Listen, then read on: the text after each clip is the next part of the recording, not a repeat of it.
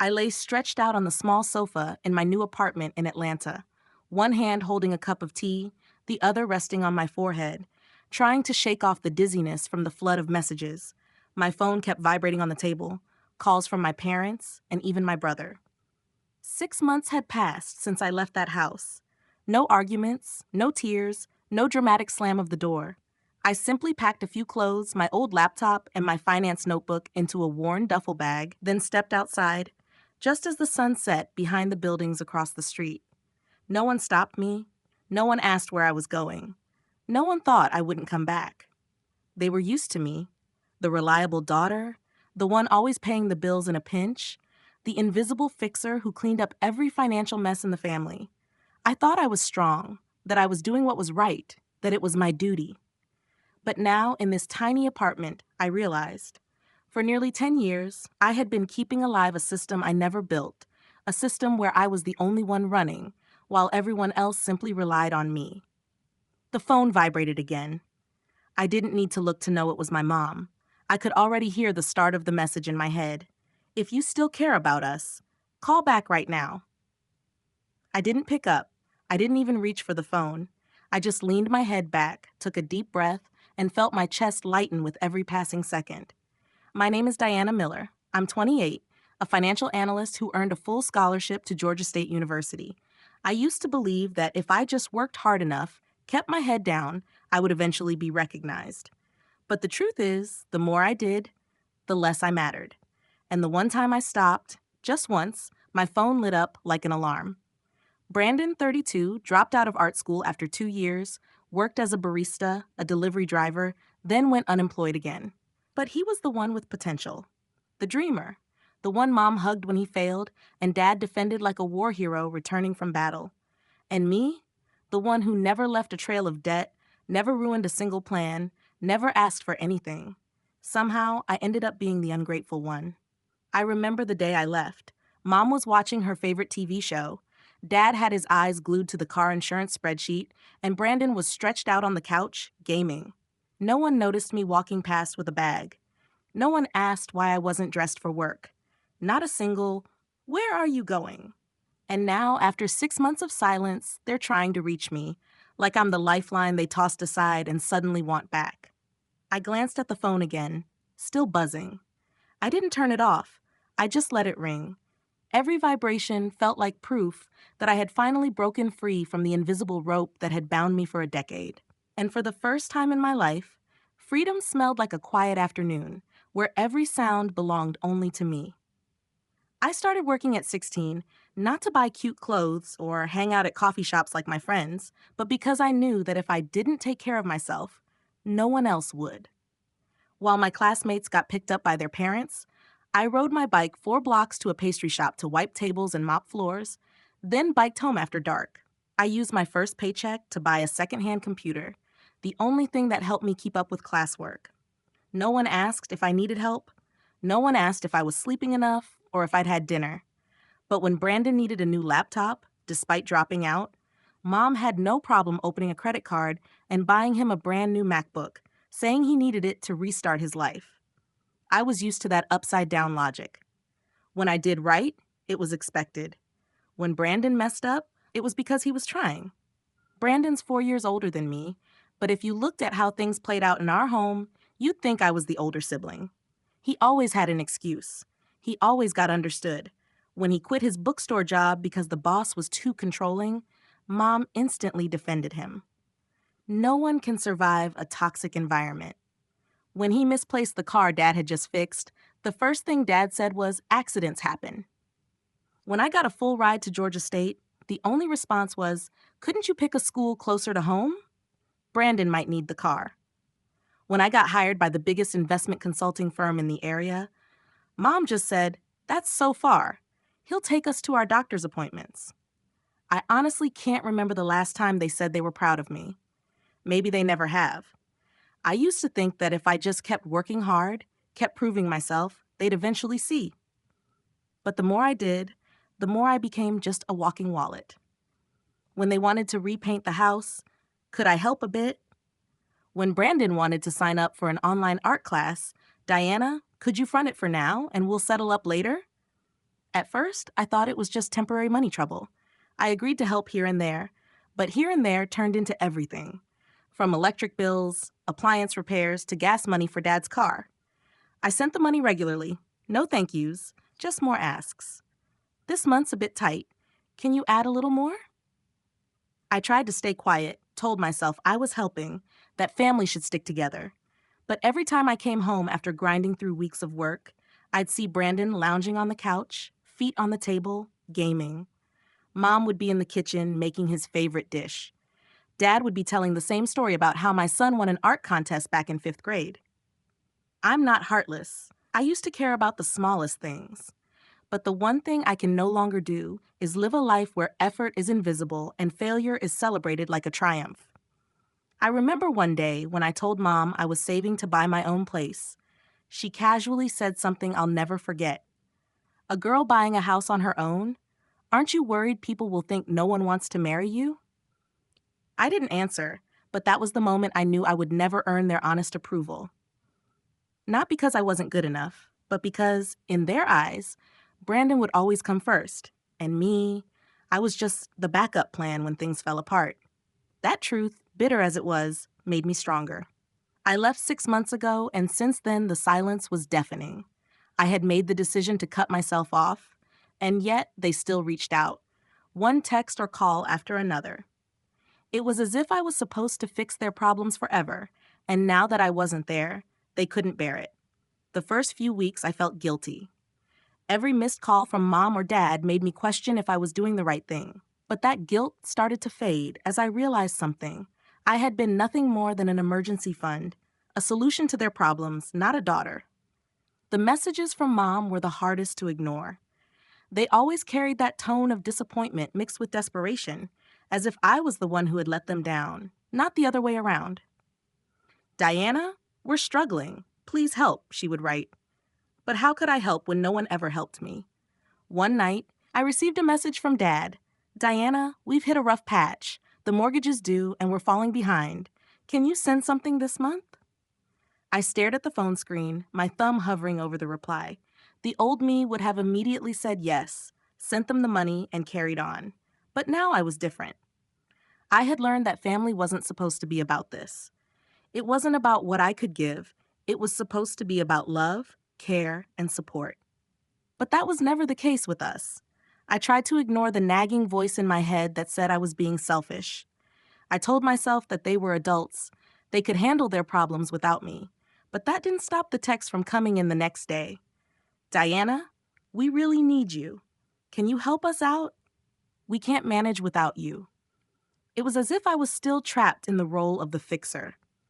I never asked for thanks or recognition, but I was tired of being taken for granted. In the beginning, I didn't see it. I was too busy doing everything for everyone else to realize how much it hurt me. Every time they needed something, I was there. But when I needed something, it was as if I didn't exist.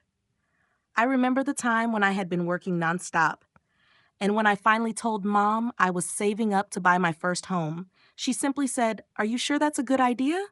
What will people think?" I felt my heart break because it wasn't about me anymore. It was never about me. It was always about what I could do for them. Over time, I became a silent part of their lives, the one who fixed everything.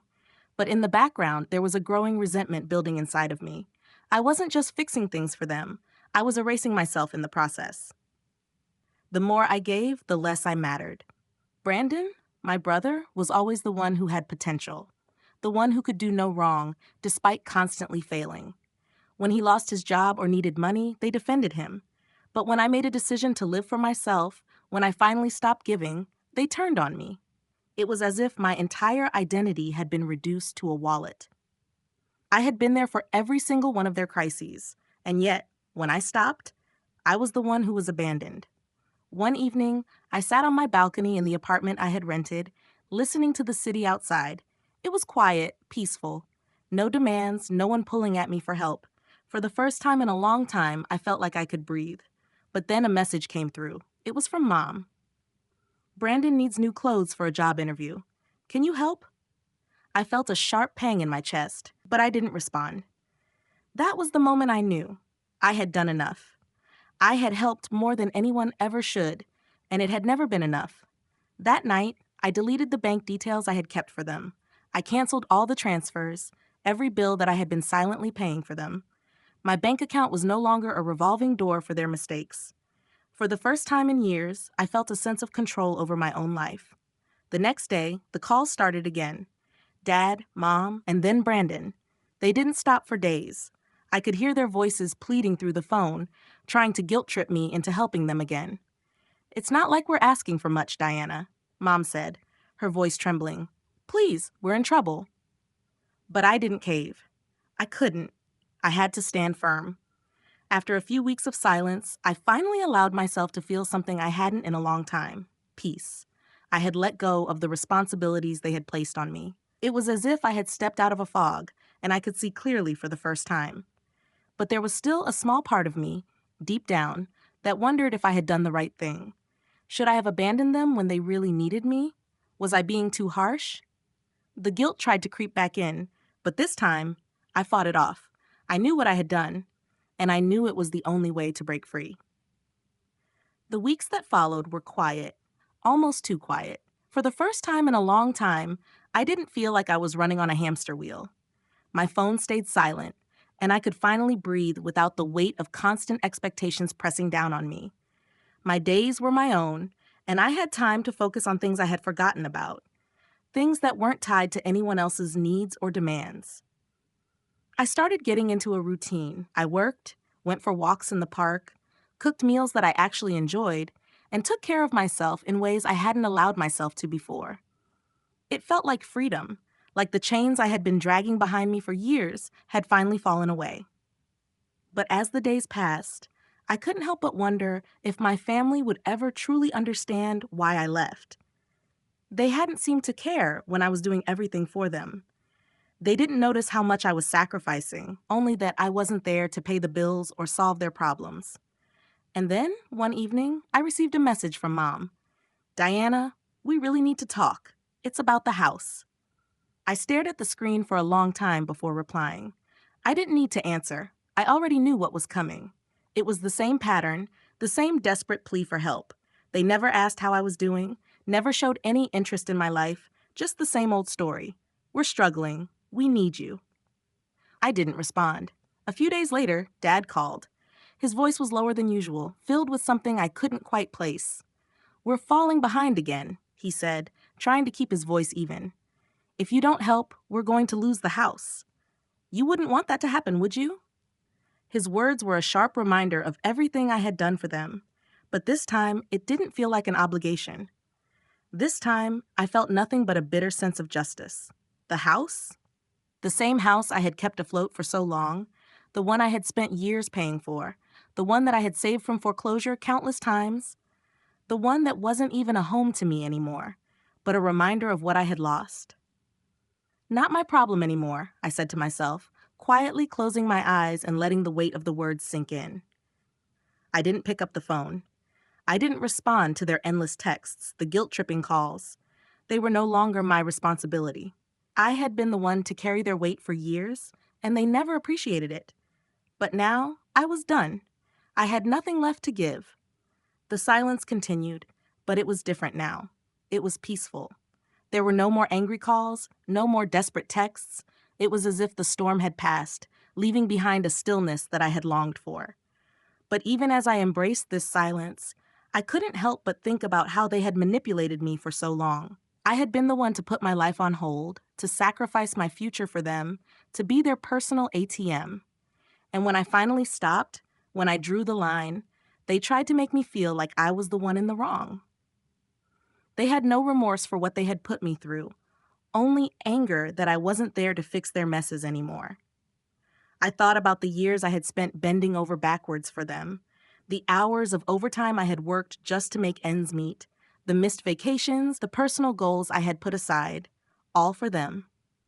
And what did I get in return? A lifetime of being taken for granted. A lifetime of being the one they turned to when they needed something, but never once asking if I was okay. One afternoon, while sitting in my apartment, I decided to check my bank account. It had been a few months since I had cut all financial ties with them, and I was curious about how my savings were doing. As I scrolled through my transactions, I felt a wave of relief. There were no payments to utilities, no bills from the house I had kept afloat. For the first time in years, I had money to spare, and it wasn't going to anyone but me. But even as I felt this relief, there was a nagging feeling in the back of my mind. Was I being too harsh? Had I abandoned them when they really needed me? It was hard to silence the voice that told me I should have helped one more time, that I should have been there for them, no matter how much they had drained me. I thought back to the last phone call I had with my mom. She had cried, told me that I was all they had left, that without me, they would lose everything. But the truth was, they had been losing everything long before I stopped helping them. They had relied on me for so long, expecting me to be their safety net. And when that net was gone, they were forced to face the reality of their own choices. I had finally made the choice to stop being their fixer, to stop sacrificing my happiness for their comfort. And as I sat in my small apartment, looking out at the city, I realized something. For the first time, I wasn't living for anyone else. I was living for me. The silence stretched on, but it was no longer as peaceful. It had become a strange sort of quiet, filled with an undercurrent of uncertainty. I had cut all ties, but the question still lingered. Did I do the right thing? Every so often, I would catch myself wondering if I had been too harsh. Maybe they were truly struggling. Maybe I was being cold. But then I'd remember the years I had spent carrying them, the sacrifices, the broken promises, and I knew deep down that I had made the right decision. I started to rebuild my life, slowly, carefully. It wasn't about vengeance or pride. It was about finally taking control of my own future. I started saving money, something I hadn't done in years. I bought myself things I wanted, not things I felt obligated to buy because they needed them. For the first time, I wasn't running on empty. But then, 2 months into my new routine, a message from Mom came through. It wasn't long, but it was enough to stop me in my tracks. Diana, we can't keep going like this. Your dad's health is getting worse, and we need help again. You're the only one who can help. I stared at the message, the words blurring as my mind raced. Of course, they needed help again. It was always me, always my responsibility. I could feel the old habits creeping back, the instinct to drop everything and fix everything for them. But this time, I knew better. I had finally found my voice, and I wasn't going to silence it again. I didn't respond to the message. Instead, I took a breath, closed my eyes, and reminded myself that their problems were not mine to solve anymore. I couldn't go back to being the fixer, the one they called when everything went wrong. I had already given them too much of myself. Days passed, and the silence from them stretched into weeks. But then, out of nowhere, I received a call from Dad. His voice was shaky, hesitant. Diana, we're really in trouble. Your mom? She's been going through some things, and now the house is at risk again. Please, we need you. His words hit me like a wave. The memories flooded back, the years I spent paying their bills, fixing their problems, but always feeling like I was invisible. It was always about what I could give, never about me. I took a deep breath and then let it out slowly, my grip tightening on the phone. I didn't answer. I didn't need to. I knew what they were asking for, and I had already made my decision. I had spent years trying to make them proud, trying to be the perfect daughter, but they never truly saw me. They saw what I could do for them. I set the phone down, feeling a strange sense of peace wash over me. It wasn't that I didn't care. It was that I cared enough to finally stop enabling them. The calls kept coming. Brandon, Mom, Dad, all of them, trying to guilt trip me into helping again. But each time they called, I felt a little less guilty. I had done everything for them for so long, and now it was time for them to stand on their own. I wasn't the person who always had to fix everything. I wasn't the one who had to carry their weight. I was my own person, and I finally realized that I had the right to live my life without constantly sacrificing for others. As I sat in my apartment that night, the phone buzzing with yet another message from them, I felt something inside me shift. I had finally learned how to say no, how to walk away from a family that had never truly appreciated me, and for the first time, it felt good. It felt like freedom. The weeks after I stopped answering their calls were filled with a strange, unsettling quiet. For the first time in years, I wasn't waiting for the next text, the next phone call, the next emergency. I was free, or at least that's what I told myself. But deep down, I knew that freedom came with a price. Every day, as I went about my life, there was a nagging feeling that wouldn't go away. A part of me kept questioning if I was doing the right thing. I hadn't spoken to them in months, and the guilt was starting to creep in, little by little. But then, one evening, as I sat in my small kitchen sipping tea, I received another message from Mom. It was short and to the point. "We really need to talk. Your father's health is getting worse, and we can't afford his medication." I sat there staring at the phone, my fingers frozen over the screen. It had been so long since I had heard from them, and yet it felt like nothing had changed. They were still trying to pull me back in, still trying to make me feel responsible for everything. I read the message again, and for a moment, I considered responding. Maybe this time, I could help. Maybe it wouldn't be so bad to just send them some money to fix things one last time. But then I stopped myself. I had already helped them more than anyone should. I had already sacrificed enough of my life to make sure they were okay. And where had that gotten me? They still didn't see me. They still didn't understand the toll it had taken on me. I turned off my phone, set it aside, and let the silence fill the room. For the first time in months, I felt a strange sense of relief. I had made the right decision. I had chosen myself, and nothing, not their guilt, not their desperation, could take that away from me. The calls didn't stop. In fact, they became more frequent. Every day there was a new message, a new plea for help. It was always the same story. Dad's health was getting worse. Mom couldn't pay the bills. Brandon was struggling again. But I didn't answer. I didn't pick up the phone. Each time, the voice inside me grew stronger. I had to stand firm. I had to protect myself from their never-ending demands. It wasn't easy. The guilt still crept in. There were moments when I felt like I was the one who had failed them, like I was the one who had abandoned my family when they needed me the most. But then I would remember everything I had done, all the times I had dropped everything to help them, and how little I had received in return. I had spent years sacrificing my own happiness for them, and now, for the first time, I was choosing to live for myself. One evening, a few weeks later, I got a message from Brandon. It was a simple text. "I don't know what you think you're doing, but this is going too far. We're not asking for much. You're being selfish." I stared at the message for a long time, letting the anger build inside me. Selfish? They were the ones who had used me for years, who had taken everything I had to give, and never once asked if I needed something in return. I didn't respond. Instead, I deleted the message, then blocked his number. The silence that followed was deafening, but it felt like a weight lifting off my shoulders. I had finally cut the last connection that had been tying me to them. And for the first time in my life, I felt free. I didn't want to be the one who always fixed their problems. I didn't want to be the one who carried the weight of their failures. I was done. I was no longer the solution to their mistakes. I was finally living my life for me, and that was something I couldn't go back on. The next day, I woke up to find more messages from them. They were still trying to guilt me into helping. But I didn't feel the panic, the urgency that I used to. Instead, I felt a sense of clarity.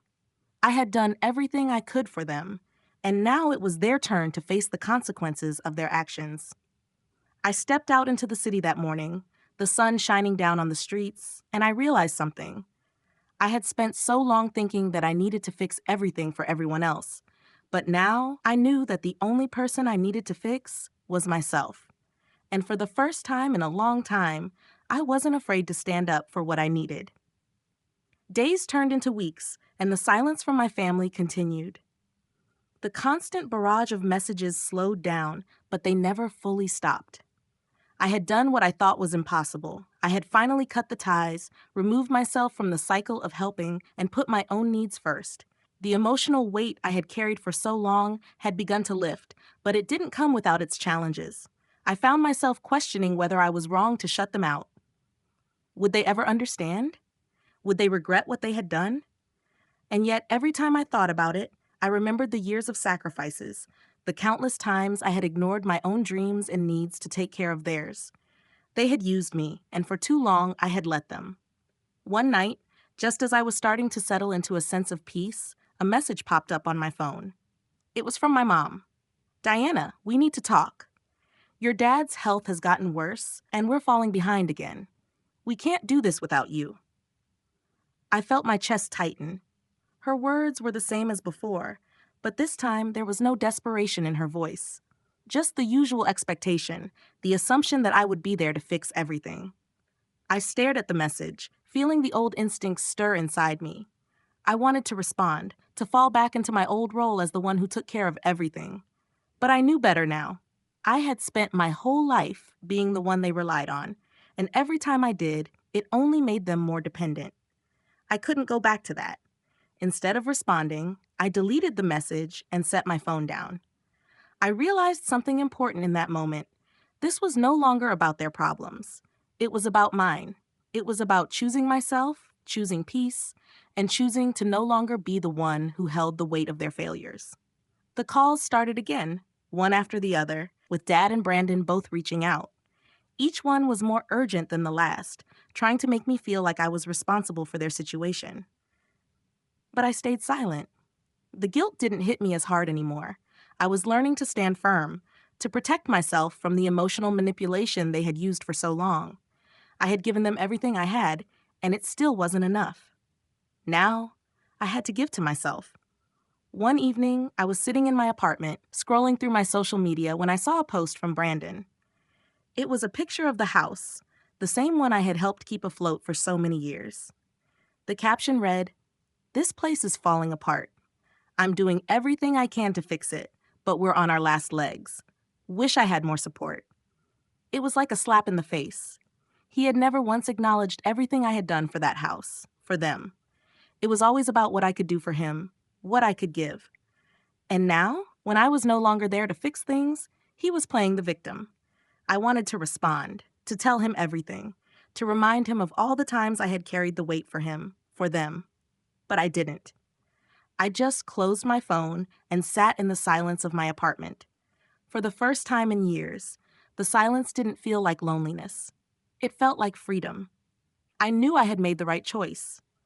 They would never understand the depth of what I had done for them, and it was not my responsibility to make them understand. My family had spent so long taking me for granted, assuming I would always be there to fix their problems, that they never learned to stand on their own. And now, they had to face the consequences of that. It wasn't my job anymore to save them. It wasn't my responsibility to carry their burdens. And as I sat there in the quiet of my new life, I finally felt like I was living for me. But that didn't mean the guilt was gone. It would always linger, a reminder of the years I had spent giving everything I had, only to be left with nothing in return. But I would no longer let that guilt control me. I had made my choice, and I was going to stick with it, no matter what. As the months went by, I settled into my new life. The guilt, though never fully gone, became more manageable. I had learned to silence the nagging voice in my head that tried to make me doubt myself. I wasn't their savior anymore, and I was finally starting to enjoy the freedom that came with it. For the first time in years, I wasn't overwhelmed by the weight of their needs.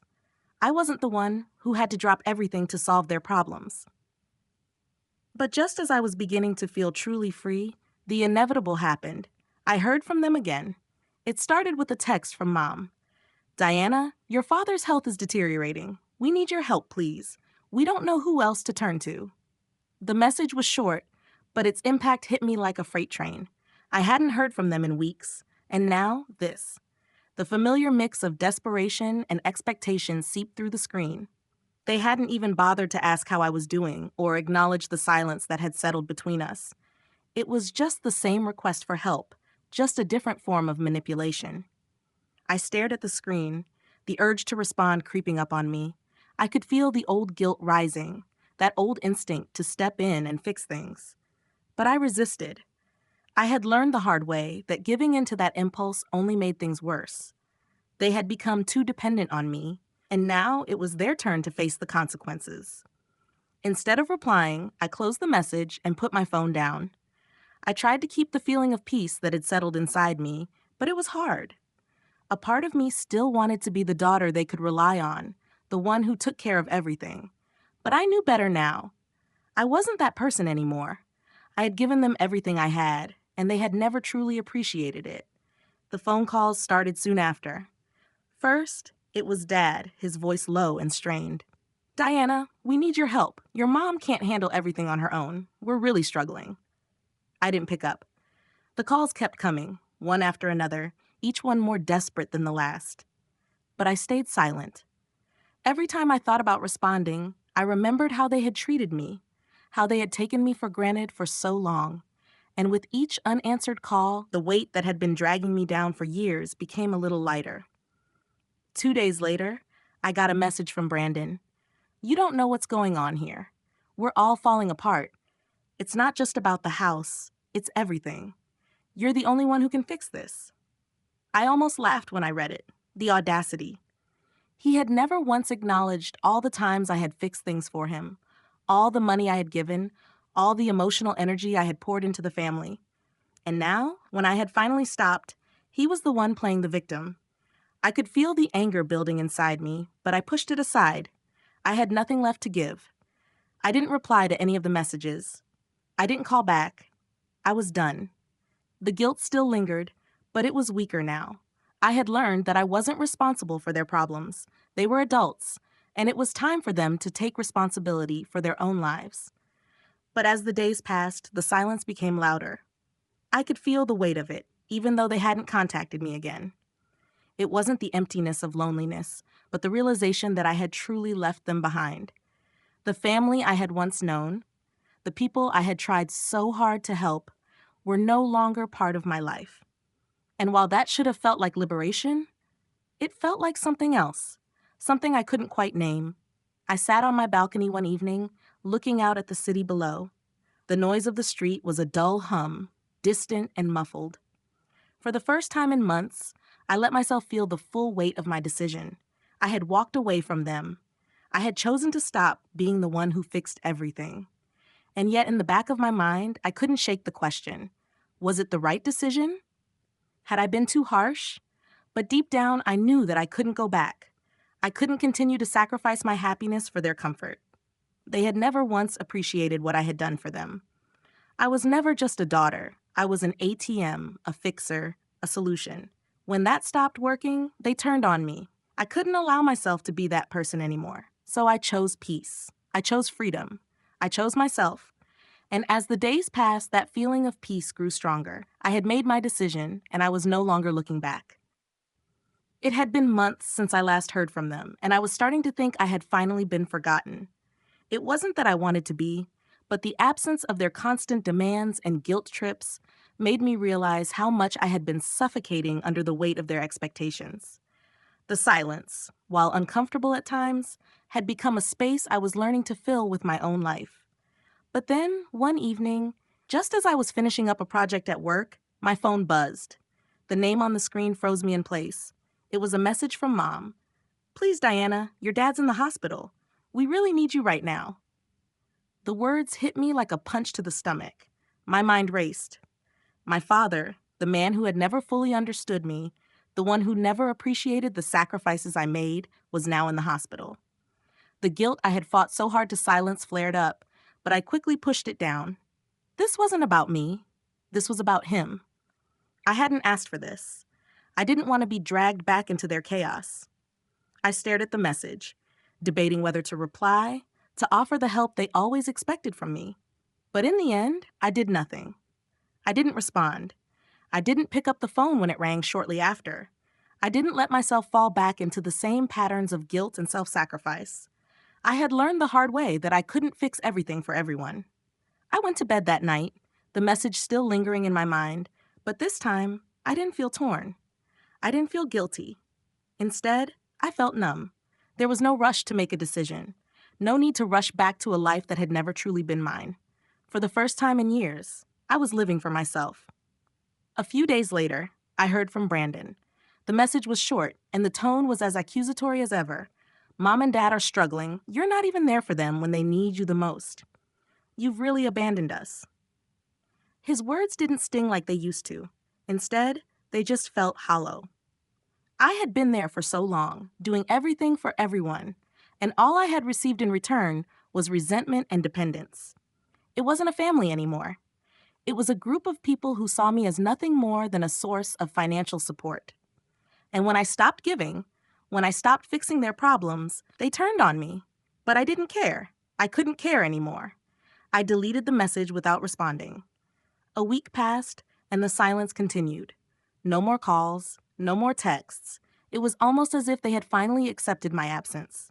But I didn't know if that was a good thing or not. Did they finally understand? Or were they just too proud to reach out again? The more I thought about it, the clearer it became. They were never going to change. I had spent so many years hoping that one day they would see all that I had done for them, that they would acknowledge my sacrifices. But that day never came. They never cared enough to see me as anything more than the person who solved their problems. And as long as I kept fixing things for them, they would never have to.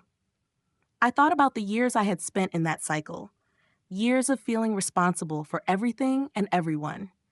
I had given everything to my family, and in return, I had been drained, used, and discarded. But I had learned something through all of it. I had learned that real love isn't about sacrificing yourself for others. It's about mutual respect, understanding, and boundaries. And so, I moved on.